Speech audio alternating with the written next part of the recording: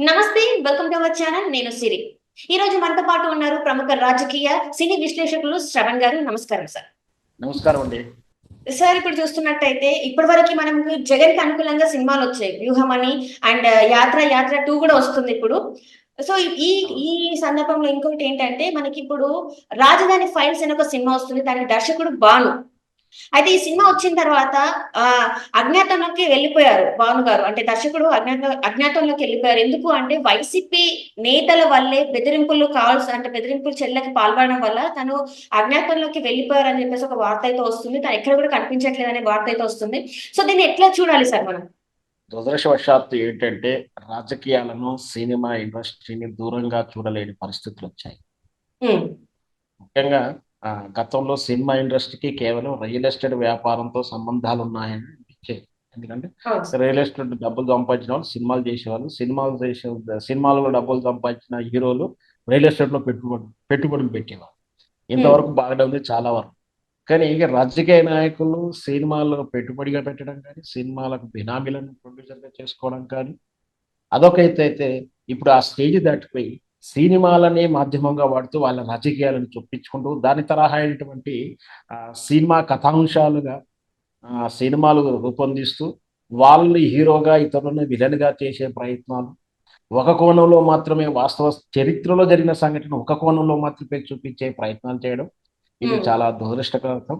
కళను హ్మ్. కళలా కళను కళలా చూడకుండా, కళాకారులను కళాకారులుగా చూడకుండా, వాళ్ళని కూడా రాజకీయ నాయకుల్లా, రాజకీయ రంగంలా మార్చడం అనేది చాలా దురదృష్టకరం. ఇది హ్మ్. ఈ ఒక్క కాడనే కాదు. వాళ్ళు అంటే నేషనల్ వైజ్ చూసినా అవే దిగజారిన రాజకీయాలు.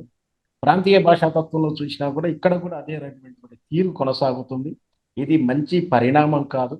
సినిమా ఇండస్ట్రీ కూడా చివరికి సినిమాలంటే రాజకీయమే కాకపోవచ్చు. సినిమాలలో రాజకీయ డైలాగులు ఉంటాయి కాబట్టి, ఒక తరహా రాజకీయ పార్టీ వాళ్ళు ఒక సినిమాలో చూసి, ఇంకో తరహా రాజకీయ పార్టీ సినిమాలు ఇంకో వాళ్ళే చూసారంటే, ప్రేక్షకులు కూడా విభజన వస్తే సినిమా ఇండస్ట్రీ మనుగడ సాగడానికి చాలా కష్టం ఉంటుంది. త్వరలో ఈ సిస్టమ్ ఇలాగే కొనసాగితే సినిమా పరిశ్రమ దెబ్బతినే పరిస్థితుంది. ఆల్రెడీ సినిమా పరిశ్రమ అనేది ఇప్పుడు సినిమా థియేటర్ల సంఖ్య తగ్గిపోవడం కారణం. హ్మ్. ఫెయిల్యూర్స్ ఎక్కువగా ఉండటం. అన్నిటికన్నా ప్రేక్షకుడు ఆల్టర్‌నేటివ్ ప్లాట్‌ఫార్మ్స్ ఎంటర్‌టైన్‌మెంట్ కోసం వెతుక్కుంటున్నాడు. ఒకనాడు టీవీ రంగం మాత్రమే ఉండేది. ఓటీటీ ప్లాట్‌ఫార్మ్‌లు, ఇప్పుడు డిజిటల్ ప్లాట్‌ఫార్మ్స్, రకరకాల వెబ్ సీరీస్‌లొస్తున్నాయి. ఈ అవును తరుణంలో సార్. డబ్బులు పెట్టి సినిమా థియేటర్‌కి వెళ్లి సినిమా ప్రేక్షకుడు ఫ్యామిలీ పరంగా చూసాల్సిన అంశాలు దొరకట్లేవు. ఒకవైపు సాహిత్యపరంగా చూస్తే అశ్లీలం లేదా ఇంకా ఏంటంటే హింస ఎక్కువుంది. అహింస కాదు, హింస ఎక్కువుంటుంది. అంటే హింస, హ్మ్. అశ్లీలంతోటే సినిమాలకెళ్ళలేని ప్రేక్షకుడు ఇప్పుడు రాజకీయం కూడా థియేటర్ ప్లాట్‌ఫార్మ్‌కి రాజకీయాలు కూడా చొప్పించడం చాలా దురదృష్టకరం. అయితే హ్మ్. ఈ తరహా చిత్రం వస్తున్న క్రమంలో మరి ఎవరు ఫస్ట్ తీస్తున్నారు అంటే గుడ్డు ముందా, కోడి ముందా అంటే ఏం సమాధానం చెప్తారో, అలాగే ఏ రాజకీయ పార్టీ మొదలు సినిమాను ప్రవేశపెట్టింది, సినిమాని రాజకీయాలు చొప్పించారని చెప్పడానికి ఆ తరహానే కష్టసాధ్యం. ఫస్ట్ మీరు లేదా మేము అని మీరు గతంలోను లేదా ఇప్పుడు మీరు చేశారంటూ ఒకరి మీద ఒకరు నిందలేసుకుంటూ పోటీగా సినిమాలు వస్తా ఉన్నాయి. మనం అవును సార్. చూస్తూనే ఉన్నాం.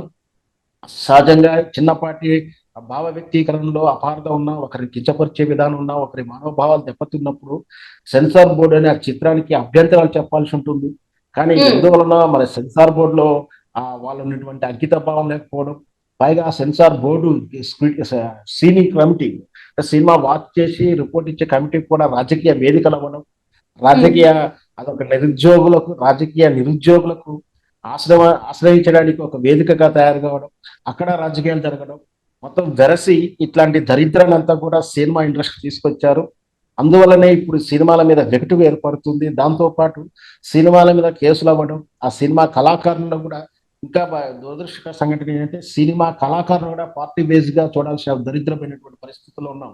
ఒక హ్మ్. నటుడు, ఒక సినిమా పార్టీ వ్యక్తి, ఒక రాజకీయ పార్టీ వ్యక్తి ఆయన సినిమా పనిచేసాడంటే ఆ సినిమాలో ఆ రాజకీయ పార్టీకి సంబంధించిన డైలాగులుంటాయి. ఒక హ్మ్. సినిమాకు ఆ రాజకీయ పార్టీ ప్రొడ్యూసర్సే ఉంటారు. ఇంకో పార్టీ ప్రొడ్యూసర్స్ ఉండరు. ఇట్లా కళామతల్లిని, తెలుగు ఇండస్ట్రీని మొత్తం కూడా భ్రష్టు పట్టిస్తున్నారు. ఈ ఈ రోజున ఉన్నటువంటి ఈ 2 రాజకీయ పార్టీలు. హ్మ్. అయితే ఇప్పుడు జరుగుతున్న టాపిక్‌లో మనకు ఈరోజు అయినటువంటి ఆహ్, 'రాజధాని ఫైట్' చిత్రం అవును ఇది సార్. స్పష్టంగా క్లియర్‌గా టీజర్ నిన్న రిలీజ్ అయిన కాడ నుంచి రికార్డ్ బ్రేకులు చేస్తూ వ్యూస్ వస్తున్న మాట వాస్తవం. ఇది తెలుగు వన్ బ్యానర్ మీద కంఠమనేని రవిశంకర్ గారు నిర్మిస్తున్న చిత్రం. భాను అనే దర్శకుడు దర్శకం వచ్చిన ఈ చిత్రంలో మన మన సీనియర్ నటులు వినోద్ గారు, వాణీశ్వరనాథ్ ప్రధాన తారంగణం వచ్చింది. అక్కడ కథాంశం ప్రకారం మనకు తెలిసి ప్రజల వర్షంలో అమరావతి రాజధానిని మార్పు చేస్తూ 3 నుంచి 4 రాజధానులుగా ఎప్పుడైతే తీసుకున్నారో దాని పర్యవసానంగా అక్కడ రాజధానికి కోల్పోయినటువంటి భూములు కోల్పోయిన వాళ్ళు, భూములు ఇచ్చి త్యాగం చేసిన వాళ్ళు, ఈ వర్షన్ అంతా అంటే ఒక రకంగా చెప్పండి, ఏదైతే ప్రజల్లో వ్యతిరేకత ఉద్యమ రూపం ఉందో దానికి తెలుగుదేశం పార్టీ ఎండార్స్ ఇస్తా ఉంది. అంటే ఇక్కడ తెలుగుదేశం పార్టీ ఫేవరబుల్ గా సినిమా చేశారా అనిపించేలా ఉంది. అయినప్పటికీ అది ప్రజా సమస్యగా ఉంది. అక్కడ రాజధాని మార్పు అనేది ప్రజల సమస్యగా ఉంది. దాన్ని ఎండార్స్ చేస్తూ ఆ కథాంశాన్ని సినిమా అంశంగా తీసుకున్నట్టు కూడా అర్థమవుతుంది మనకు. కాకపోతే అమరావతి బదులు ఐరావతి అని పేరు పెట్టడం, తర్వాత అక్కడ మనం టీజర్ లో చూస్తే డైలాగులు అసెంబ్లీలో జరిగే డైలాగ్ వర్షంలు అవన్నీ చూస్తే కూడా మొత్తం మీద ఇప్పుడు ఉన్నటువంటి అధికారంలో ఉన్నటువంటి జగన్మోహన్ రెడ్డి ప్రభుత్వానికి, వైఎస్ఆర్సీపీ పార్టీకి వ్యతిరేకంగా ఉందని స్పష్టంగా అర్థమవుతుంది. ఏదైతే వ్యూహం 1, వ్యూహం 2 యాత్రా చిత్రాలు వాళ్ళు ఎట్లాగో ఏ పేరు మీద, ఏ భావ స్వేచ్ఛ పేరు మీద అయితే తీశారో, ఏదైతే ఆ పార్టీ ఎజెండాగా తీశారో అదే పార్టీ ఇతరు వాళ్ళు కూడా అదే స్వేచ్ఛ ఉంటుంది, అదే సూత్రం పనిచేస్తుంది. వీళ్ళు కూడా అదే తీశారని భావించాలి. కానీ మేము తీసినప్పుడు చెల్లుబాటు అవుతుంది, మేము ఎట్లయినా సరే దాన్ని ఇంకా రచ్చ చేసి టీవీ డిబేట్లో ఆ సినిమాకు ప్రమోషన్ తెచ్చుకుంటాము, రచ్చ చేస్తామని అనే ఏకధోరణిలో బుల్డోజింగ్ పద్ధతిలో చేస్తూ యువతల వాళ్ళకు వ్యతిరేకించినటువంటి సినిమా నటులను కానీ సినిమా దర్శకులను బెదిరించడం వల్లనే వీళ్ళు ఈ రోజు అదృశ్యం అయ్యాపోయారు, అజ్ఞాతంలో ఉన్నారని తెలుస్తుంది. భానుగారు అంటే భానుగారిని బెదిరించారని, బాగా ట్రోల్ చేస్తున్నారని, అతన్ని ఒత్తిడి గురి చేస్తున్నారని సమాచారాలు అందుతా ఉన్నాయి. అందుకనే భానుగారికి ఎవరికి కనిపించకుండా గత ఈ టీజర్ రిలీజ్ అయినటువంటి తర్వాత 8 గంటల తర్వాత సుమారు ఇప్పటికి కూడా 24 hours 36 hours అవుతుంది. ఆయన ఎక్కడ ఉంటున్నారో కూడా సరి అయిన సమాచారం దొరుకుతలేదని కూడా మీడియాలో కథనాలు వింటున్నాం. అంటే ఏంటి, భానుగారిని వీళ్ళు ప్రలోభితం చేశారు, అది భయపెట్టిస్తున్నారా లేదా లొంగ తీసుకున్న ప్రయత్నం చేస్తున్నారా? ఒకవైపు ఇది చేస్తున్న చిత్రం రాకుండా ఉండటానికి ఎత్తుగడలేస్తూ సెన్సార్ బోర్డు ఒత్తిడి చేస్తున్నారు కూడా తెలుస్తుంది. మొత్తం మీద ఈ సినిమా రిలీజ్ డేట్ 15th అయితే ఇచ్చారు. వ్యూహానికి ఏ విధమైన చట్టాలు వర్తిస్తాయో, వ్యూహం 2కు కానీ యాత్రకు ఏ విధంగా చట్టాలు వర్తించాయో, ఏ విధమైన భావ స్వేచ్ఛ వర్తించిందో అదే సూత్రాలు ఈ రాజధాని ఫైల్స్ కూడా వర్తిస్తుంది. ఈ సమన్వయము చట్టం అందరికీ, ధర్మం చట్టం అందరికీ సమానమైన బేసిక్ సూత్రం, కామన్ సూత్రాన్ని వదిలేసి కేవలం అధికారం ఉంది అని మాకు ఇష్టం వచ్చినట్టు మేము బుల్డోజర్గా చేస్తాము అనుకుంటే మాత్రం ఖచ్చితంగా రేపు ప్రజలు ఇవన్నీ చూస్తూనే ఉంటారు. ప్రజల దగ్గర మంచి ఆయుధం ఉంది. రాబోయే ఎన్నికల్లో వాళ్ళ నిర్ణయాలకు శిరసావించాల్సి ఉంటుంది. ఈ విషయం తెలియకుండా అదే సార్, ఇప్పటి వరకు చూసుకున్నట్టయితే అనుకూలంగా సినిమాలు వచ్చినాయి అంటే జగన్ కి అనుకూలంగా మాత్రమే వచ్చినాయి. ఒక సినిమాతోనే ఆయన ముఖ్యమంత్రి కూడా అయ్యారు, మనం గతంలో చూసాం. అయితే ఇప్పుడు ఈ రాజధాని ఫైల్స్ వచ్చినంత మాత్రాన ఎందుకు ఇంత భయపడుతున్నారు, ఎందుకు ఇంత భయాందోళనకి గురైపోయి బెదిరింపు చర్యలకు ఎందుకు పాల్పడుతున్నారు? ఇప్పటికీ ఇది అర్థం కాని విషయం. అంటే ప్రజల్లో కూడా ఇదే ఉంది, ఎందుకు వీళ్ళు ఇట్లా చేస్తున్నారు? ఇప్పటి వరకు వాళ్ళు వచ్చిన సినిమాల్ని ఆదరించారు, వాళ్ళకు సంబంధించిన సినిమాల్ని ఆదరించిన ప్రజలు ఇప్పుడు తనకి వ్యతిరేకంగా వస్తుందని తను ఎందుకు అనుకుంటున్నారు ఫస్ట్ అని చెప్పేసి వాళ్ళలో ఒక ఆలోచన స్టార్ట్ అయింది. అసలు దీని పరిణామం అంటే దీనికి రాబోయే కాలంలో ఎలా ఉండబోతుంది సార్? వాస్తవానికి వాళ్ళు చేసినటువంటి అభివృద్ధి విషయంలో కానీ, వాళ్ళ పార్టీ పనితీరు విషయంలో వాళ్ళ మీద వాళ్ళకి నమ్మకం ఉంటే ఎవరు విమర్శించరు. విమర్శించినా కూడా అవి చెల్లుబాటు కావు. మా పనితనం మమ్మల్ని నిలిపిపెడుతుంది, మా పనితనం మమ్మల్ని గెలిపిస్తుంది అని నమ్మకం ఉన్నప్పుడు ఇట్లాంటి చర్యలకు ఒడిదుడుకరు. వాస్తవానికి వాళ్ళ మీద వాళ్ళకి నమ్మకం లేక ఎవరు మాకు వ్యతిరేకంగా మాట్లాడకూడదు, మీడియాని, ప్రెస్ని తమ కంట్రోల్ తీసుకోవడం, ఎవరైనా సోషల్ ప్లాట్ఫామ్లో ఏదైనా రాతలు చేస్తే కేసుల రూపంలో బెదిరించడం.